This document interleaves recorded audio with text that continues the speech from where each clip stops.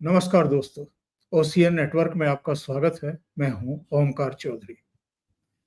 आज बात इस मुद्दे पर करेंगे कि ये डोनाल्ड ट्रंप भारत की मुश्किलें आसान कर रहे हैं या बढ़ा रहे हैं। जिस तरीके से उन्होंने, जबकि तनाव चरम पर था और एक तरफा अपनी तरफ से उन्होंने जो ट्रुथ उनका एक सोशल मीडिया मंच है, उससे ऐलान कर दिया कि दोनों देश जो है वो पूरी तरीके से इमीडिएटली सीज फायर पर राजी हो गए हैं। और रात भर जो है अमेरिका की तरफ से दोनों देशों के जो भी उच्च पदाधिकारी हैं, यानी भारत के प्रधानमंत्री से लेकर के पाकिस्तान के प्रधानमंत्री, वहाँ के एनएसए, यहाँ के एनएसए से और वहाँ के सेना प्रमुख से, यहाँ जो भी हमारा रिप्रेजेंटेटिव कर रहे हैं उनकी तरफ से, वो कह रहे हैं कि सबसे रात भर बात होती रही और फिर दोनों देश सीज फायर के लिए तैयार हो गए।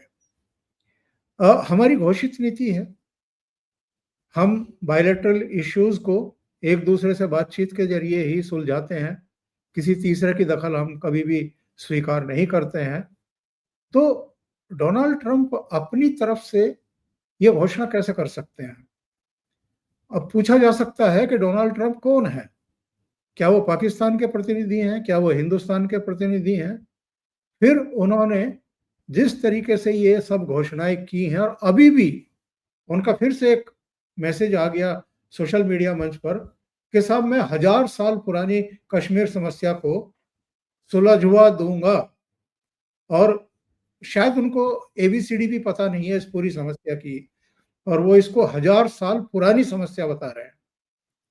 तो मेरे साथ पाकिस्तान मामलों के, जम्मू कश्मीर के मामलों के जो इसका इतिहास है, जो इसकी पेचीदगियां हैं, उनके विशेषज्ञ, जिनकी पाकिस्तान पर ही 4-5 पुस्तकें हैं, और वो एक ऐसी पुस्तकें हैं जिनको पाकिस्तान पर कुछ करना है, यानी वहाँ पॉलिटिकल पार्टी भी बनानी है, तो उनके पास ये पुस्तकें होनी चाहिए। ऐसे मेरे साथ जुड़ रहे हैं बहुत ही सीनियर जियोपॉलिटिकल मामलों के भी ऑथर और जॉइंट सेक्रेटरी से रिटायर हुए, जो हमारे चिर परिचित तिलक देवाशीर सर। तो उनको जोड़ते हैं और ये जो मौजूदा स्थितियां परिस्थितियां पैदा हुई हैं, जरा इन पर चर्चा करते हैं। देवाशीर सर, बहुत स्वागत है। बहुत बहुत धन्यवाद ओंकार जी, आपने फिर मुझे बुलाया अपने शो पे। Thank you so much. अच्छा सर लगता है मेरा आपसे बात। Pleasure. Thank you so much sir. मैं ये जानना चाहता हूँ, ये मानना मान, तू मेरा मेहमान मैं तेरा मेहमान, और बेगानी शादी में अब्दुल्ला दीवाना, ये सब तो हमने सुना था। ये ट्रंप साहब कैसे टपक पड़े? और ये भी सवाल उठ रहे हैं, क्या मोदी जी उनके प्रेशर में आ गए क्या? और जिस तरह की बयानबाजी वो कर रहे हैं, जिस तरह की सोशल मीडिया मंचों पर घोषणाएं कर रहे हैं, इसको तो मैं सीधे तौर पर मानता हूं कि वो भारत के मामलों में दखलंदाजी कर रहे हैं एक तरीके से। ये आपके बहुत सही सवाल है। मुझे लगता है कि हमें जो भारतीय फॉरेन सेक्रेटरी ने कल अनाउंसमेंट किया था, उसको लेकर हमें आगे बढ़ना चाहिए। उन्होंने साफ कहा था कि ये बायलैटरल, पाकिस्तान के डीजीएमओ ने फोन किया हमारे डीजीएमओ को और सीज फायर की पेशकश की। तो ये बायलैटरल समझौता था इंडिया और पाकिस्तान के बीच में। हाँ, ये पॉसिबल है, जरूर है कि उनके जो सेक्रेटरी ऑफ स्टेट है मार्क रूबियो, उन्होंने पाकिस्तान के आर्मी चीफ से बात की, इंडिया में बात की। तो मेरे ख्याल इसको कैपिटलाइज करने के लिए प्रेसिडेंट ट्रंप ने ये ट्वीट कर दिया कि full and immediate cease fire हो गया। पहली बात तो ये है कि कोई सीज फायर नहीं हुआ। जो अंडरस्टैंडिंग रीच की गई थी यही है कि जो ऑफेंसिव एक्शन या हॉस्टिलिटीज है उस पे फिलहाल रोक लगाई जाए। इसका मतलब ये हुआ कि बंदूकें अभी भी हमने तानी हुई हैं, मगर हमारा जो उंगली है वो ट्रिगर या घोड़े पर नहीं है। बस इतना ही मतलब है।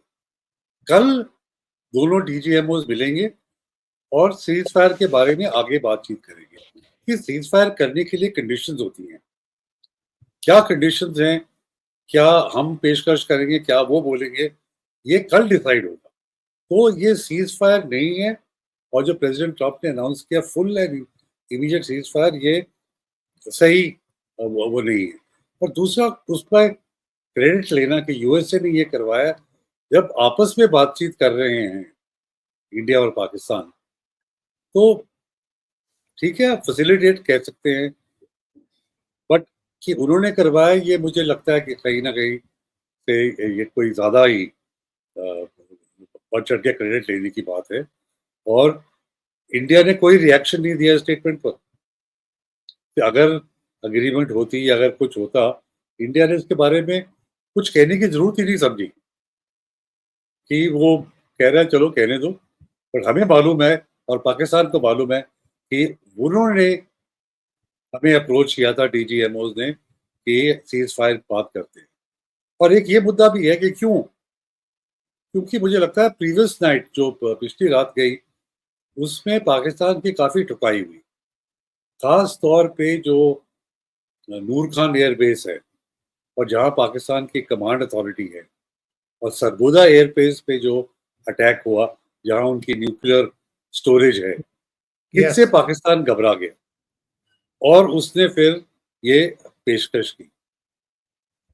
अब जहां आपने पूछा कि मोदी जी क्या अमेरिका के प्रेशर में आ गए, तो आप भी जानते हैं मोदी जी को इतने सालों से, वो किसी के प्रेशर में आने के लिए, सिर्फ वो इंडिया के जो हित में है वो ही करेंगे।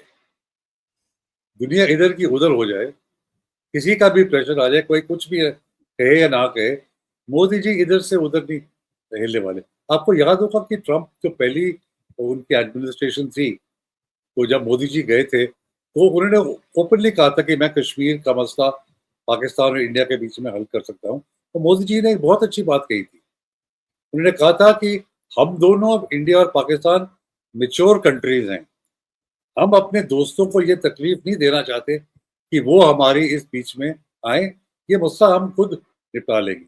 It was a beautiful answer. तो यही वो अभी भी रहेगा। मोदी जी किसी के अमेरिकन प्रेशर, किसी और के प्रेशर में नहीं आने वाले।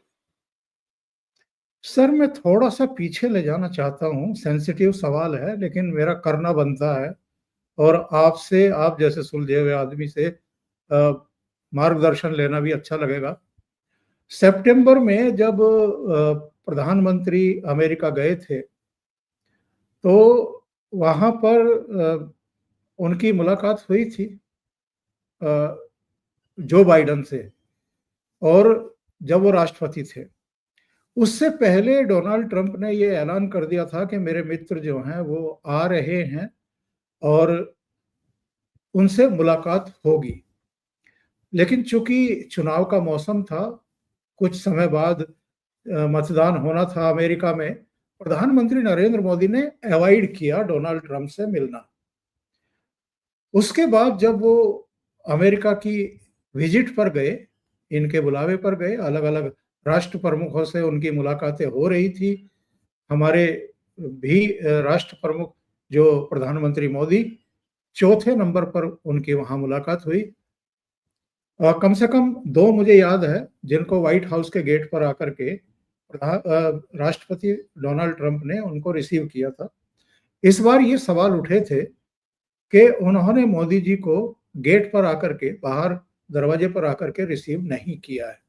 तो भी चूंकि हम बहुत मैच्योर राष्ट्र हैं और मोदी जी का अपना एक तरीका है चीजों को संतुलित रखने का, कोई सवाल उठाया नहीं गया। फिर अभी जब ये युद्ध की स्थिति हो गई थी, दोनों देशों की सेनाएं टकरा रही थी, घात प्रतिघात हो रहे थे, आईएमएफ ने भारत के विरोध के बावजूद पाकिस्तान को एक पैकेज दिया। और उसके बाद अब डोनाल्ड ट्रंप का जो भी बयान आ रहा है या जो भी उन्होंने ट्वीट किए हैं, उससे पाकिस्तान में तो खुशियों का माहौल है, वहां तो मिठाई बांटी जा रही है। इतनी मार खाने के बावजूद वो जाहिल देश और वहां की जनता मिठाई बांट करके अगर खुशियां मना रही है, तो इस पर हंसा भी जा सकता है, उनकी बुद्धि पर तरस भी आ सकता है। उनके 4-4, 5-5 एयर बेस तबाह कर दिए भारत ने। जो 7 मई को कार्रवाई हुई, उसमें 9 आतंकवादी ठिकानों को नेस्तनाबूद कर दिया। बिल्कुल पिन पॉइंट हमारी मिसाइलें जाकर के गिरी। इसके बावजूद अगर वो खुशियां मना रहे हैं, तो इसका मतलब ये है कि डोनाल्ड ट्रंप की तरफ से, अमेरिका की तरफ से कुछ रॉन्ग सिग्नल पाकिस्तान में चले गए हैं। देखिए, पाकिस्तान एक वाहिद मुल्क है जिसको कर्जा मिले तो वो खुश हो जाते हैं। भैया कर्जा है, इसको लौटाना है। और आईएमएफ की भी एक कंपल्शन है कि 25वीं बारी पाकिस्तान कर्जा ले रहा है आईएमएफ से। तो जब पहले के जो कर्जे हैं, आईएमएफ से वो पैसे भी वापस लेने हैं। तो अगर वो पाकिस्तान को और कर्जा नहीं देंगे तो पुराने पैसे वापस कैसे लेंगे? तो एक आईएमएफ की भी ये कंपल्शन है। और ये रिलेशनशिप जो कर्जा देता है और जो कर्जा लेता है उनमें बन जाता है कि जिसने कर्जा दिया है उसको अपने पुराने कर्जे वापस भी करने होते हैं। तो ये वही मुल्क है जो इतनी मिठाइयाँ बांटता है कि देखो जी हमें कर्जा मिल गया और अमेरिका ने हमारे लिए पता नहीं क्या कर दिया। ऐसी कोई बात नहीं। ये सिंपल, पहले भी ये जब 7 बिलियन का पैकेज अप्रूव हुआ था तो ये हर 6 महीने रिव्यू करने के बाद वो 1-1 बिलियन का जो ट्रांश होता है उसको रिलीज करते हैं। मुझे नहीं लगता कि ये बहुत बड़ी बात है, मगर पाकिस्तान के लिए ये बहुत बड़ी बात है क्योंकि अब देखिए उनके रिजर्व कितने हैं, 8 बिलियन है या 9 बिलियन है, वो भी उनके पैसे नहीं है। सऊदी अरेबिया ने कोई 4-5 बिलियन रखे हुए हैं, यूएई ने रखे हुए हैं, चाइना ने रखे हुए हैं। वो खर्चा नहीं कर सकते, वो सिर्फ अपने रिजर्व्स को दिखाने के लिए वो रखे हुए हैं। अच्छा, जहां तक बात है प्रेसिडेंट ट्रंप और प्राइम मिनिस्टर मोदी की, आई थिंक दोनों बड़े मेच्योर लीडर्स हैं। और प्रेसिडेंट ट्रंप ने तो उनके लिए कहा था कि इनसे बेटर नेगोशिएटर कोई हो ही नहीं सकता। इतना टफ नेगोशिएटर, इतनी टफ नेगोशिएशंस करते हैं। तो मुझे नहीं लगता कि इससे कोई इंडिया और अमेरिका के रिलेशनशिप पे कोई फर्क, जब मोदी जी गए थे कोई भी फर्क पड़ा था कि वो डोर पर नहीं आए, रिसीव नहीं किया एंड ऑल दैट। ये छोटी चीजें होती हैं, इन पे इतना इम्पोर्टेंस नहीं दिया जाता। हाँ, पाकिस्तान बहुत इस पे तवज्जो करेगा और बहुत इस पे खुशियां मनाएगा कि देखो जी। Fact of the matter is कि जब पाकिस्तान अमेरिका अफगानिस्तान से निकला तो इट वॉज क्लियर कि जो शिकस्त अमेरिका की हुई है अफगानिस्तान में वो पाकिस्तान की वजह से हुई है। और ये चीज अमेरिका कभी नहीं भूलेगा। अमेरिका के जो वेटरन्स हैं, अमेरिका के जो सोल्जर्स हैं, और जिस तरह से अमेरिका निकला, जिस बुरी तरह से अमेरिका निकला अफगानिस्तान से, वो अमेरिका नहीं भूल सकता। तो अगर पाकिस्तान खुशियां मना रहा है, ये खुशियां ज्यादा देर नहीं चलनी। और दूसरी बात, प्रेसिडेंट ट्रंप ने क्रेडिट ले लिया कि मैंने ये फुल और इमीडिएट सीज फायर करवा ली, ये है वो है। 2 घंटे बाद पाकिस्तान ने वो अंडरस्टैंडिंग तोड़ दी। तो प्रेसिडेंट ट्रंप और सेक्रेटरी रूबियो के एक्चुअली एक चांटा था उनके फेस पे कि उन्होंने अपना इतना पॉलिटिकल कैपिटल इन्वेस्ट किया और 2 घंटे के बाद पाकिस्तान ने उसको तोड़ दिया। क्योंकि ये भी नहीं कदर की कि भी अमेरिका अगर आपके लिए ने, अगर आप समझते हैं अमेरिका ने आपके लिए कुछ किया और आपको सिचुएशन से बचा लिया, तो आपने इमीडिएटली तोड़ दिया 2 घंटे के अंदर। तो उससे क्या मैसेज आता है ट्रंप, प्रेसिडेंट ट्रंप और सेक्रेटरी रूबियो और अमेरिका को? सर, मैं इस पर भी एक टिप्पणी आपकी चाहूंगा कि 1000 साल पुरानी कश्मीर समस्या को हम सुलझवा देंगे। ये 1000 साल कहां से फिगर उनके दिमाग में घुस गई? देखिए, ट्रंप साहब का जो सोचने का तरीका है या क्या उनको इंफॉर्मेशन सप्लाई होती है, ये तो सिर्फ वो ही जानते हैं। सबको अमेरिकन की जो परमानेंट एस्टेब्लिशमेंट उसको मालूम है पाकिस्तान बना ही 70 साल के से पहले है। 1000 साल की समस्या कहाँ से आ गई? उनका कहने का मतलब शायद कुछ और था, कहा उन्होंने कुछ और। तो he became people, you know, natural उनका मजाक उठाने लग गए। पहले उन्होंने 1000 साल कहा, बाद में कहा 1500 साल, और पीछे उसको ले गए। कि 1500 साल पहले तो इस्लाम भी नहीं जब के वजूद में आया था। हाँ, उसका तो जन्म भी 14 मुझे नहीं लगता कि आई कांट अंडरस्टैंड किस बेसिस पे उन्होंने ये कहा। अभी फर्दर क्या सिचुएशन आप देख रहे हैं? क्योंकि वायुसेना की तरफ से एक बयान आया है और उसने कहा है कि ऑपरेशन सिंदूर खत्म नहीं हुआ है। इसी तरह एएनआई के हवाले से पीएमओ के को कोट करते हुए ये कहा गया है कि ऑपरेशन सिंदूर खत्म नहीं हुआ है। ये भी कहा जा रहा है कि अभी केवल सीज फायर है, दोनों देशों के डीजीएमओ के बीच जो बातचीत हुई है, उसकी वजह से ये स्थितियां परिस्थितियां हैं। कहीं ये नहीं कहा गया कि डोनाल्ड ट्रंप ने कोई भूमिका निभाई है। ये भी कहा गया है आज कि दोनों देशों के विदेश मंत्रियों के बीच कोई बातचीत नहीं हुई, दोनों देशों के एनएसए के बीच भी कोई बात नहीं हुई। और जैसा आपने कहा था कि कल दोनों देशों के डीजीएमओ के बीच में डिस्कशन होंगे, शर्तें तय होंगी और तमाम चीजें फिर आगे बढ़ेंगी। लेकिन क्या हम ये मान लें कि एक और गलती अगर पाकिस्तान की तरफ से होती है तो इस बार कोई ट्रंप या कोई किसी तरह का कोई सीज फायर शायद उसकी नौबत आएगी नहीं? नहीं, क्योंकि भारत ने तो अपनी पॉलिसी वाज़ेह कर दी है कि any act of terrorism will be considered an act of war. तो हमारी जो युद्ध की डॉक्ट्रिन है, वो तो साफ हो गई है कि आप एक और टेरर इंसिडेंट करेंगे कहीं भी, तो हमारे लिए वो डिक्लेरेशन ऑफ वॉर है। हम उसके पीछे नहीं झुकेंगे। तो सीज फायर हो, अमेरिका बहादुर हो, चाइना हो, सऊदी अरेबिया हो, उन सबको अब ये वाज़ेह हो गया है कि पाकिस्तान इस तरह की एक और गलती अभी करेगा, तो उसको फिर भुगतना पड़ेगा। और बिल्कुल सही है कि ऑपरेशन सिंदूर बंद नहीं हुआ।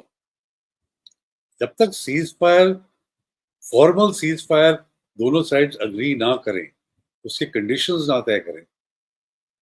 और ये सिर्फ सिंदूर, ऑपरेशन सिंदूर की बात है। जो नॉन काइनेटिक मेजर्स इंडिया ने लिए हैं, खास तौर पे इंडस वाटर ट्रीटी को अबियंस में होल्ड करना, डिप्लोमेटिक स्टाफ को रिड्यूस करना, वो सब तो अपनी जगह पे कायम है, उसके बारे में तो कोई बात ही नहीं हुई। तो अगर पाकिस्तान समझता है कि सीज फायर करने के बाद सिंध का पानी, इंडस का पानी जैसे पहले था वैसे आ जाएगा, इंडिया इंफॉर्मेशन देगा, वो गलत सोच रहा है। ये सिर्फ जो मिलिट्री एक्शन है जो हमने 7 तारीख को लिया है, उसके बारे में होगा सीज फायर, उसके बारे में होगी बातचीत। बाकी चीजों पे बातचीत नहीं होगी। और सर मैं ये भी जानना चाहता हूं कि 7 मई से लेकर के और कल तक जो जो स्टेप भारत ने उठाए हैं और जो हमारी सेनाओं ने पराक्रम दिखाया है, ये पूरी तरीके से सही है, उपयुक्त है और संदेश देने में कामयाब रहे। पहली बार बिना इंटरनेशनल बॉर्डर पार किए या बिना एलओसी पार किए हमने उनके 4 एयरबेस तबाह कर दिए, 5 कर दिए, सरगोदा भी उसमें अगर जोड़ लें। इसके अलावा 9 आतंकवादियों के ठिकानों को नेस्तनाबूद कर दिया। लाहौर में उनका जो एंटी जो एयर डिफेंस। एयर डिफेंस था उसको खत्म किया, दूसरी जगह का भी खत्म किया। तो एक मैसेज दिया है भारत ने कि अब हमारी क्षमता क्या है और हम अब वैसा बैटल नहीं लड़ेंगे जो कन्वेंशनल जिसको वार कहते हैं, वैसी लड़ने की हमें जरूरत नहीं है। अब हमारे पास ये क्षमता है कि हम अपनी सीमा में बैठे हुए अपने टारगेट को अचीव कर सकते हैं, सबक सिखा सकते हैं। नहीं, बिल्कुल। और इंडिया का जो रिस्पॉन्स है, जैसे प्रेस स्टेटमेंट में फॉरेन सेक्रेटरी ने कहा और बाकी जो दो स्पोक्स पर्सन थी आर्मी की और एयरफोर्स की, कि बड़ा मेजर्ड रिस्पॉन्स इंडिया ने दिया है, नॉन एस्केलेटरी रिस्पॉन्स दिया है और प्रोपोर्शनेट रिस्पॉन्स दिया है।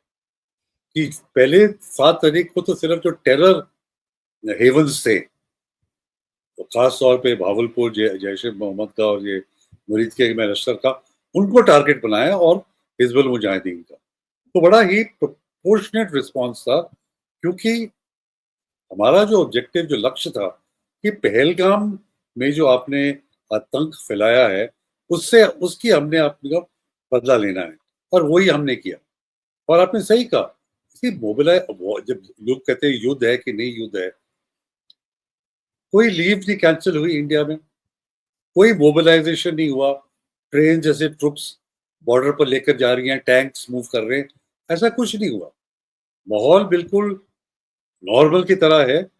और हमारे जो एयर एसेट्स हैं और जो ड्रोन एसेट्स हैं, उनकी क्षमता इतनी है कि बॉर्डर पार किए बिना हमने 4, इंक्लूडिंग रावलपिंडी, रहीम यार खान, सरगोदा, ये सब जो उनके की एयर बेसेस हैं, उन सबको हमने नष्ट कर दिया। तो ये तो एक बहुत, जो मिलिट्री हिस्टोरियंस भी हैं और जो बाकी जो एक्सपर्ट्स हैं, वो भी इसको देखकर बड़े हैरान होंगे कि भी हिंदुस्तान की इतनी क्षमता हो गई है। और एक मिसाइल जो उन्होंने दिल्ली पर दागी थी, उसको भी हमने इंटरसेप्ट करके सिरसा के पास हाँ, उसको सिर्फ नस्तानाबूद कर दिया। तो अगर वो मिसाइल हिट करती, अब क्या पता कि वो न्यूक्लियर है या कन्वेंशनल है। तो ये तो पाकिस्तान ने बहुत बड़ी एस्केलेशन की थी, जिसको हमने वेरी क्वाइटली और इन अ प्रोपोर्शनेट मैनर इसको नष्ट कर दिया। कल हम एक डिस्कशन कर रहे थे और मैंने उसमें एक बात कही, आप बताएंगे सही है कि नहीं है, लेकिन जितनी उन्होंने अपनी ड्रोन ब्रिगेड के जरिए हम पर अटैक किए, 400-500 ड्रोन दाग दिए, मिसाइलें दागी, उनके 2 जंगी जहाज जो है वो हमने मार गिराए। अगर हमारा एयर डिफेंस सिस्टम इतना कारगर नहीं होता, इतनी तैयारी हमारी नहीं होती, S-400 भी और कई दूसरे, जिनमें स्वीडिश भी है, कुछ दूसरी जगहों से भी, रूस से भी लिया है, दूसरी जगहों से भी लिए हैं, कुल मिलाकर के 5-6 हमारे पास इस समय एयर डिफेंस सिस्टम काम कर रहे हैं। अगर ये इतनी तैयारी नहीं हुई होती पिछले 10-11 साल में, तो हम लोगों को बहुत ज़्यादा नुकसान हो सकता था। हमारे यहाँ जो नागरिक ठिकाने हैं, उनको भी उन्होंने सीधे-सीधे टारगेट किया था। वहाँ तो बहुत सारी लाशें बिक चुकी होती। तो ये चूँकि प्राइम मिनिस्टर की एक सोच थी और फैसले थे, जिनकी वजह से एक बहुत बड़ा बचाव हो गया हमारा। बिल्कुल। और इनमें जो आपने कहा, इंडियन मिसाइल सिस्टम भी, आकाश जो है वो इंडिजिनस हमारा अपना बना हुआ मिसाइल सिस्टम। इनके जो ड्रोन्स थे 400-500, मुझे लगता है ज्यादातर टर्की और चाइना से आए हुए हैं। इनमें से सर्वेलेंस ड्रोन्स भी थे, टेस्ट करने के लिए कि इंडिया की एयर डिफेंस कैपेसिटी क्या है, और इंडिया का एयर डिफेंस एम्यूनिशन नष्ट करने के लिए। अगर हम ड्रोन्स के पीछे मिसाइल छोड़ें, तो हमारा बड़ा नुकसान होता है, यस। क्योंकि कहाँ ड्रोन जो सस्ता है और कहाँ मिसाइल जो बहुत महंगी है। तो उसने वो चीज भी हमने बहुत अच्छी तरह से हैंडल की कि एंटी एयरक्राफ्ट और दूसरे सिस्टम से इन ड्रोन्स को नष्ट किया। हाँ, फिर भी नुकसान हुआ, जैसे खासतौर पे पुंछ पे आप देखें तो सिविलियन टारगेट्स उन्होंने टारगेट किए। अच्छा, हमने सिविलियन टारगेट नहीं को नहीं अटैक किया, हमने या तो टेररिस्ट ट्रेनिंग कैंप्स या military installations, airfields, civilian area में जाके। नहीं तो लाहौर, बिल्कुल इसका एयर डिफेंस सिस्टम खत्म हो गया था। लाहौर को जाके तो पूरा लाहौर को नष्ट कर सकते थे, कितने हजारों की जानें जा सकती थी। और वही है ना, जैसे हमने प्रोपोर्शनेट रिस्पॉन्स किया और बहुत टारगेटेड रिस्पॉन्स किया। ये बात कहाँ से लोगों के दिमागों में आ गई कि पीओके लेना है? क्योंकि पीओके के लिए तो ये ऑपरेशन हो नहीं रहा था, युद्ध हो नहीं रहा था, ऐसा तो कुछ घोषणा प्राइम मिनिस्टर के स्तर पर या सेनाओं के स्तर पर की नहीं गई थी कि हम पीओके के लिए ये सब कर रहे हैं। ये पहलगाम की जो भी घटना हुई थी, और वो घटना भी नहीं, जेनोसाइड था, पहचान पूछ कर के हत्याएं की गई थी, बच्चों के सामने, उनकी बीवियों के सामने, पुरुषों को मारा गया था। तो इसीलिए इस ऑपरेशन का नाम भी ऑपरेशन सिंदूर रखा गया, ताकि एक मैसेज दिया जा सके। तो ये लिमिटेड एक कोशिश थी कि उनको इसका जवाब दिया जाए, उनके आतंकवादी ठिकानों को नेस्तनाबूद कर दिया जाए। वो किया भी गया। जहां तक युद्ध की स्थिति है, जो मैं समझ पाता हूं, युद्ध तो उन्होंने हम पर थोपने की कोशिश की थी, जिसका हम प्रतिकार कर रहे थे, जिसका हम जवाब दे रहे थे। लेकिन अब लोग कह रहे हैं कि नहीं नहीं, अच्छा मौका था। यहाँ तक कि मैं ब्रह्मचेलानी को और कुछ दूसरे लोगों को सुन रहा था, वो कह रहे थे कि बहुत अच्छा मौका था, पीओके को वापस ले लेना चाहिए था, ऐसा क्यों रोक दिया। इस तरह की चीजें कहना ऐसे टाइम पर, अगेन मैं कहूंगा कि हमारी फोर्सेस का भी मनोबल गिरता है।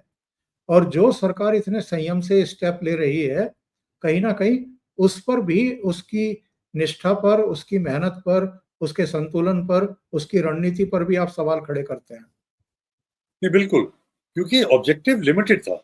ऑब्जेक्टिव वाज़ एंटी टेरर, कि जो टेरर के कैंप्स हैं, ठीक है? पिछली बारी उरी के बाद या बालाकोट के बाद पुलवामा के बाद हमने लिमिटेड एक्शन लिया on terror. This time action जो लिया है टेरर पे वो बड़ा वाइड है। 9 टारगेट्स पे और खास तौर पे जो हेडक्वार्टर्स हैं, मुरीद के और भागलपुर, उनको अटैक किया। तो objective was limited to this. अब और देखिए हमने सियाल, कोई मोबिलाइजेशन नहीं की।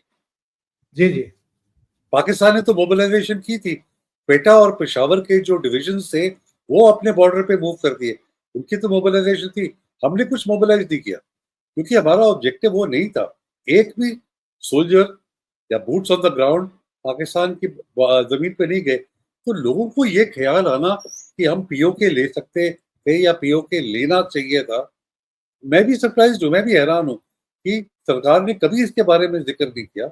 और आप ऐसे नहीं कर सकते कि आज की डेट में, और प्रधानमंत्री ने जब पुतिन को कहा था कि this is not a time for war, तो वो जाके कैसे ये इस तरह की टेरिटरी को अटैक करेंगे और लेंगे। तो ये मुझे लगता है लोगों को बहुत गलतफहमी, और लोगों को ये इस तरह का एग्जैजरेट करना कि भाई ये मौका था, हमको ले लेना चाहिए था।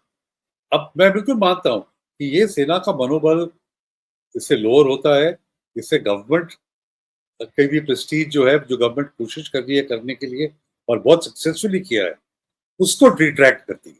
फोकस एक था, एंटी टेरर कैंप्स को टेक आउट करना, बहुत सक्सेसफुली उसको किया है। उस पर फोकस होना चाहिए कि पीओके, लोग कहते हैं बलूचिस्तान को भी आज़ादी उसकी एक्सेप्ट कर लेनी चाहिए थी। अब ये चीजें नहीं थी ऑब्जेक्टिव पे, एजेंडा पे नई चीजें थी। बिल्कुल सही कह रहे हैं। और फर्दर इस समय आप क्या सीन देख रहे हैं सर, आगे के लिए? देखिए मैं तो कन्विंस्ड हूँ कि अगर पाकिस्तान ये कल के डेट पे सीज फायर मान भी लेगा ना, ये लास्ट नहीं करेगा। पाकिस्तान को हम ट्रस्ट नहीं कर सकते, पाकिस्तान पे कोई भरोसा नहीं कर सकते। वो मौके की तलाश में होगा, जब सोचेगा कि हिंदुस्तान को हमने ये एक्सेप्ट करवाने पे मजबूर कर दिया है। मजबूर तो नहीं, कि इंडिया ने हमारी बात मान ली है, हमने इंडिया का फूल बना दिया है, वो फिर हरकत करेगा। तो we can not trust Pakistan.